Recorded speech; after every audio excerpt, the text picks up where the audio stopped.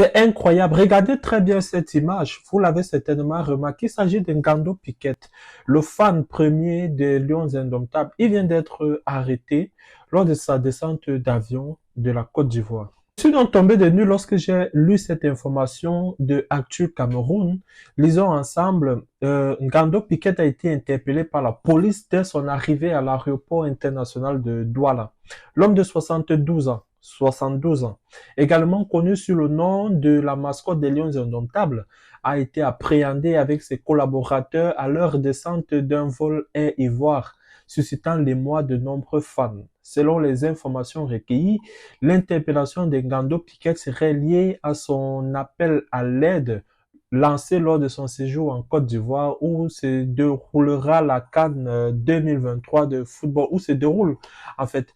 Les autorités ont pris cette décision voilà, en réaction à des préoccupations liées au comportement de la mascotte pendant la compétition, pendant son séjour du côté de la Côte d'Ivoire.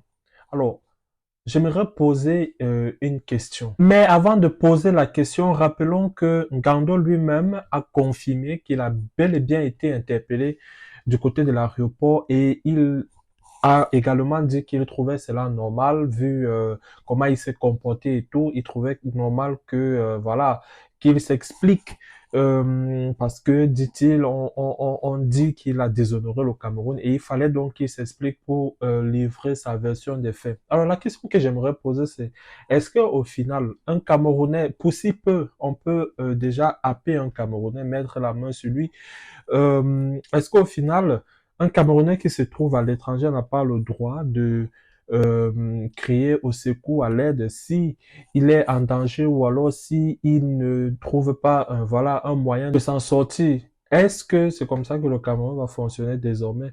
Est-ce que nous, par exemple, ceux qui sont à l'étranger, n'ont plus le droit d'appeler à l'aide, de crier au secours? C'est la question que j'aimerais poser.